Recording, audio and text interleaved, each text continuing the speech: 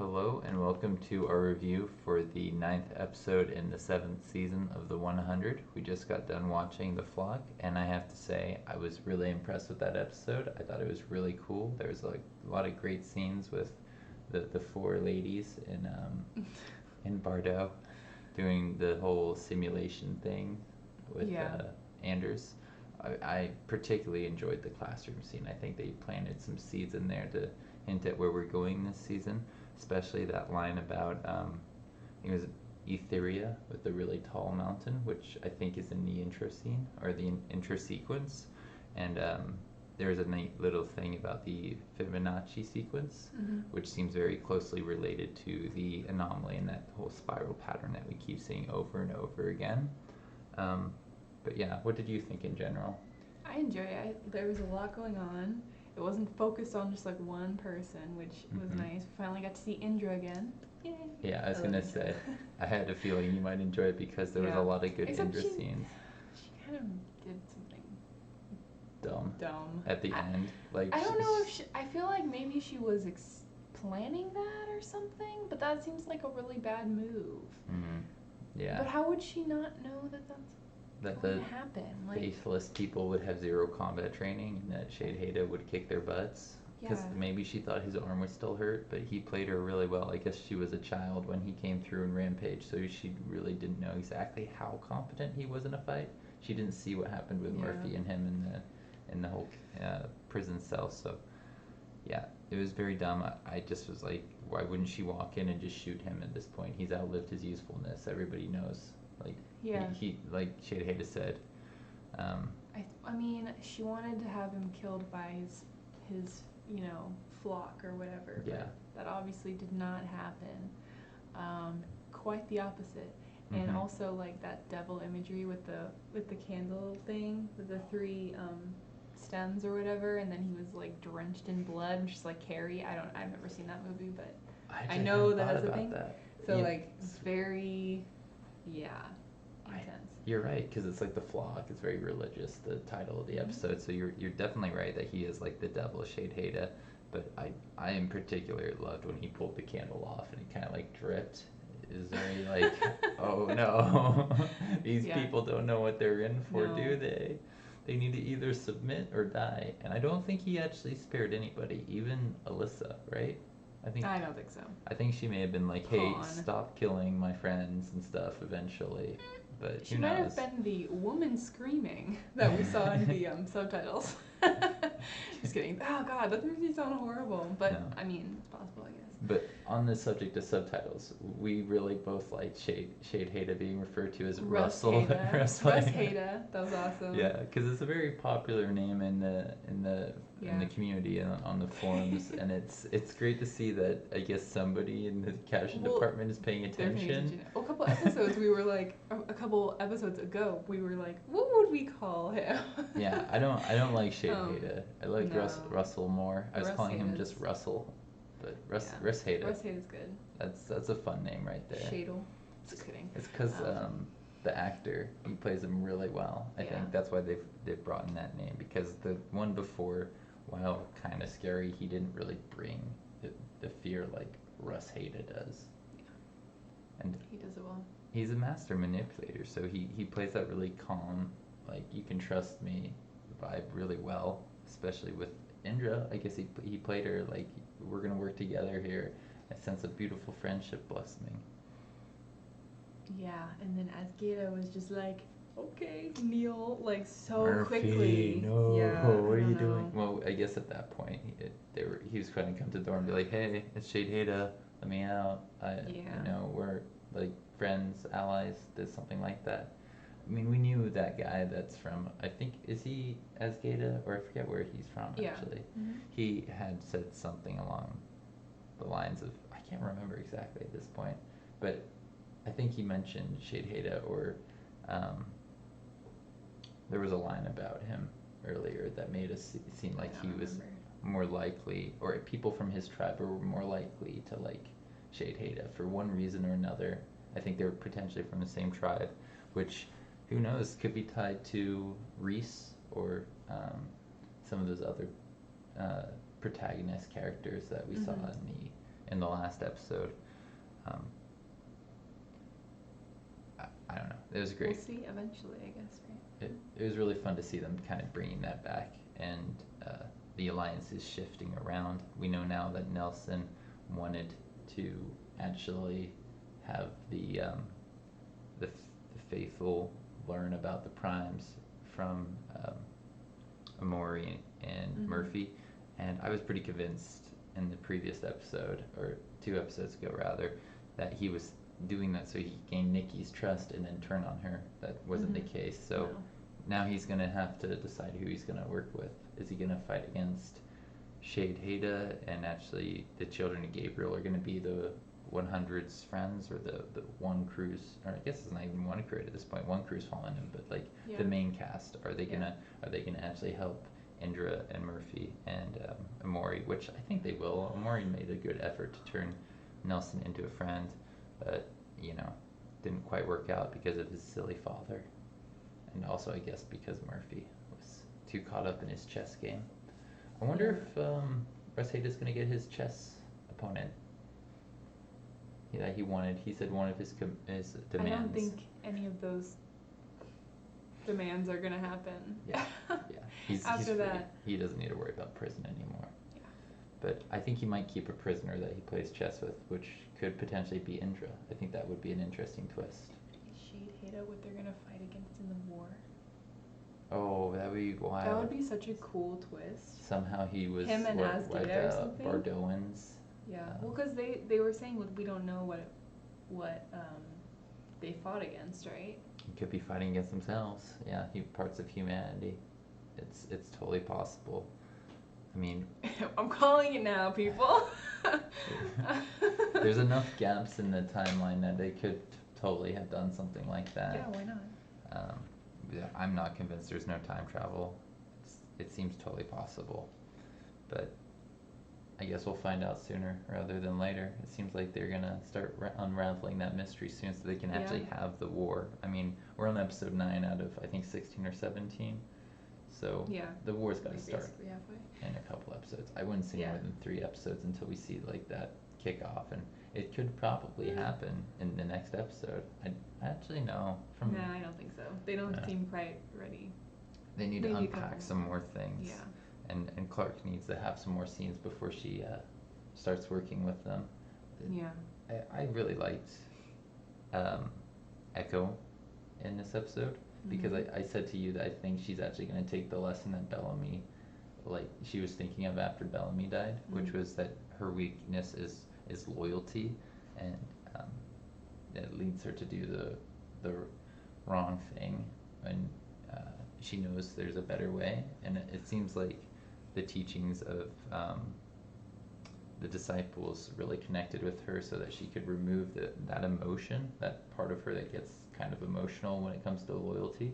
Well, I'm not sure that she's like removing loyalty. She's just switching being loyal to one person Mhm. to just being loyal to like humanity. Yeah. You know? I think in a lot of ways she has really committed to the disciples, but she's not as much of, I think, brainwashed as the others. She knew that everybody's watching, and that everything she said and did Mhm. would contribute to how Yeah. they responded to her, and they gave her the ability to decide the sentence. I don't think she gave a tough sentence because she wanted to, or because she actually was saying what she believed. I think she was just trying to show that she was like loyal to them, Mhm. but loyalty means less to her than it used to. Yeah. It's definitely really interesting because there's room for them to go in multiple directions at this point. But I was shocked when they all ended up killing Hope in the simulation. I mean, I guess maybe they could have done a little bit of, you know, thinking about what could this test be. Maybe this is the test. They've been in simulations before. It would make sense. The thing that's interesting about that is like, do they do they know that they're doing the simulations, or do they just like wake up in the simulation or something? You know what I mean? Something Like, do tells they? me that was the first time they woke up in the simulation. It was like a true test that Octavia at least was aware of. But Dioza, why would Dioza kill her daughter like that? I think she would go a little bit further to try and stop her. Even Echo, or not Echo, Hope did more to not kill or not even injure on the first throw. She just threw it into the tree, and she didn't want to hurt her mom. Mm-hmm. So, I don't know. Seeing just Dioza go for it, it seems a little bit out of character, but maybe she did connect with the lessons they were trying to teach and the whole embryo thing, the whole Yeah. hatching people thing, which was fun. I enjoyed the whole discussion of they've got limited resources. They can't just make soldiers forever, which makes a lot of sense. They're living in an underground bunker with oxygen farms. They gotta balance that just right, or else everybody's gone. Yeah. Well, I think that Echo and Octavia and Dioza have all been in a situation where they were like, oh yes, like we need to conserve resources and stuff like that. Like they've been in similar situations, so they're more connecting to the idea of like, Yeah. you know, Yeah, especially Octavia underground and being like a Yeah. cannibal. She understands. Well, even Echo on the spaceship when they were on the spaceship for like several, I don't know how long, 4 years or something. But I mean, they were eating like algae, right? I wonder what Hope's gonna come back like. If it's probably gonna be the full 5 years. I don't know, but she has to. Oh yeah. Well, I She's was gonna wondering resent them because all, she wasn't maybe. there when they came in to meet Clark and everybody. So I was immediately like, where'd she go? Where's she Something's at? going on What's here, going on? right? Very suspicious. We'll see. I think they'll get to that pretty soon, but you got to jump around a little bit between the characters. Yeah. They'll give Clark definitely more scenes soon. I mean, we got to see some more stuff from Maddie. She was a prisoner. I think all the children got out of there, which is nice. I guess they do have some faithful left. They're just Did they kids. take all the kids out of there?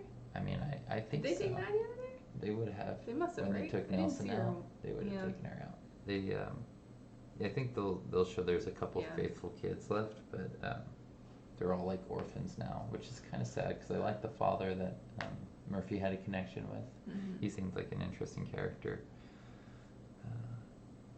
Octavia had a great line at the beginning about how she loves an unwinnable war. That was a good callback too. How she doesn't really care if she's gonna win or not. She's game for a good fight. Yeah. What did you think of Levitt and her, their little love scene? I mean, I'm not mad about it. Like, I've definitely had some opinions about, like, the romance stuff that crops up. I don't know. It was kind of weird. What's annoying is that it seemed like that scene seemed so much more forced than all the other scenes that they've had together, where it was sort of hinted. Yeah. So it was kind of like, why was it written in that sort of awkward, stilted way? Where they're like, I don't care about you. You don't care about me, but we're still attracted. I didn't think the acting was that amazing in that scene, to be honest. Yeah. Agreed. Like when Octavia was pushing him on the bed, I was like, this is weird. Like, this does not feel realistic at all. Yeah. It felt very fake. So I hope that they improve that relationship because I actually don't mind it. It's nice. Like Octavia deserves to have someone, I think. I'm not convinced he's an ally. I think he could just be getting her trust he's a little fanboy. bit. He totally is in love with her. Yeah, but he's level 11. He could be a master of deception. I mean, I know that means like he's not a total master of his emotions. He's still capable of having moments of weakness, and that could have been one of his moments of weakness. That could be why he's not a level 12.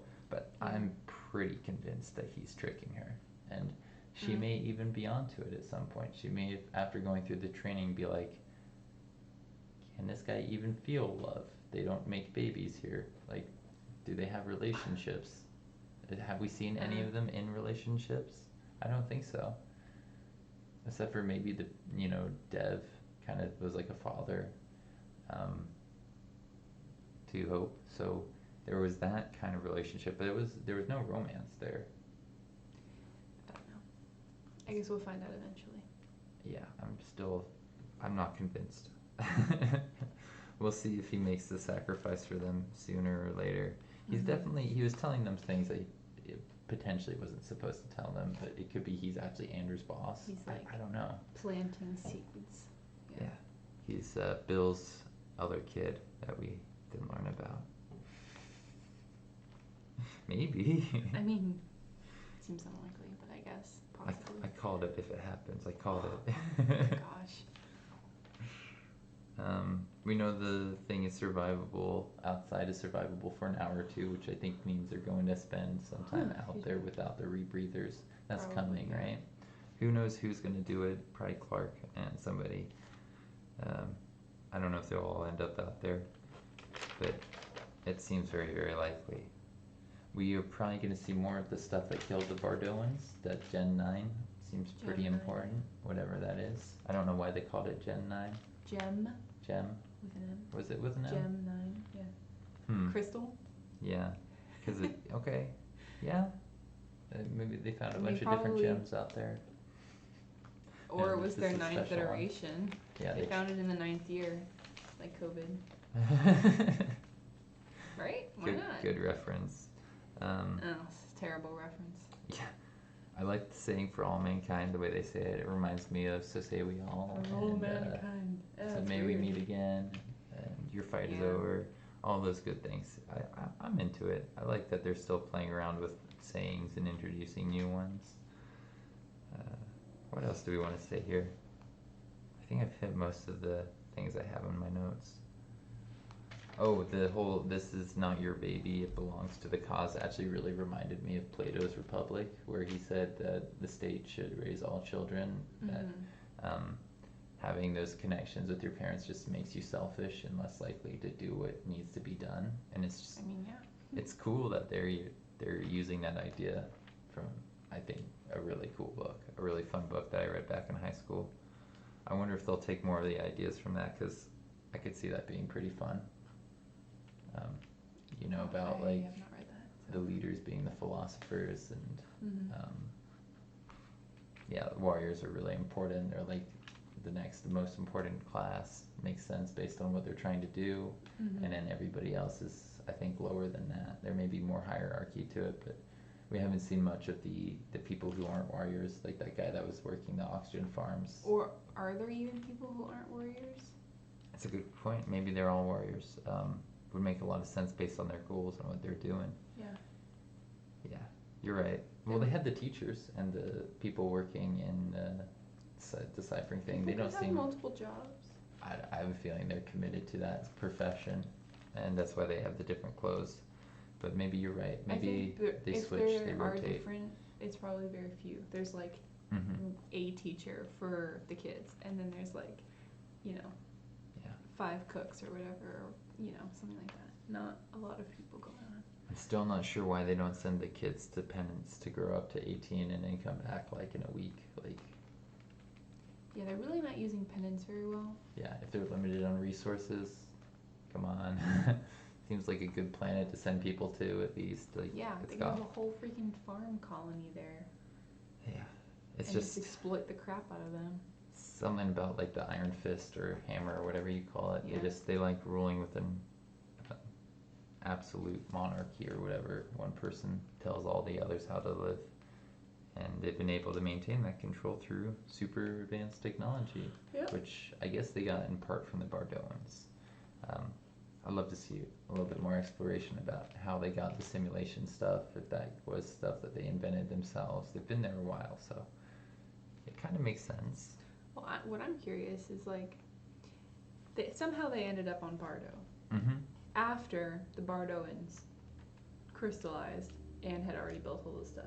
So how did they know to like find the? Did they Books and stuff. appear inside of the building?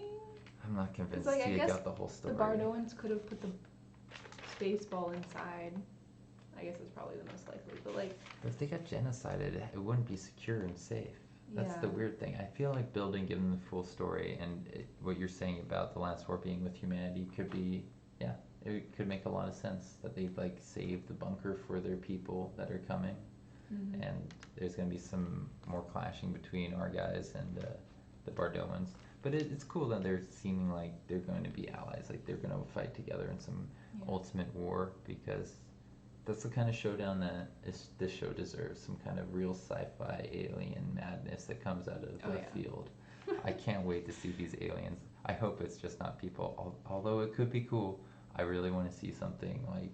I want to see aliens. Time travel. Tentacles. Tentacle. No. Oh No. my god, no, we don't want to see that. No, Forget we said. more sci-fi references. I don't know. The alien thing with I want to see Aurora more of was this pretty thing. cool. Yeah, the face huggers. I don't think they're the enemy. That'd be funny though. What if that planet was like It would one be a of many little planet disappointing. enemies? Yeah, it would be kind of disappointing if like none of those creatures like came back. They must be doing something else with some sort of alien creature, right? Yeah. I think we're gonna see some tie-in with Nakara and the enemy. Maybe they're not aware of everything that Yeah. they need to be aware of. Yeah, planets that are enemies. Maybe less entertaining than fighting tentacle things. I don't know. We'll see where they go. I'm pretty sure that's everything I have in the notes here. Yeah, let us know if you got any other thoughts that you'd like to share with us or anyone else. We'll see you around. Have a good one.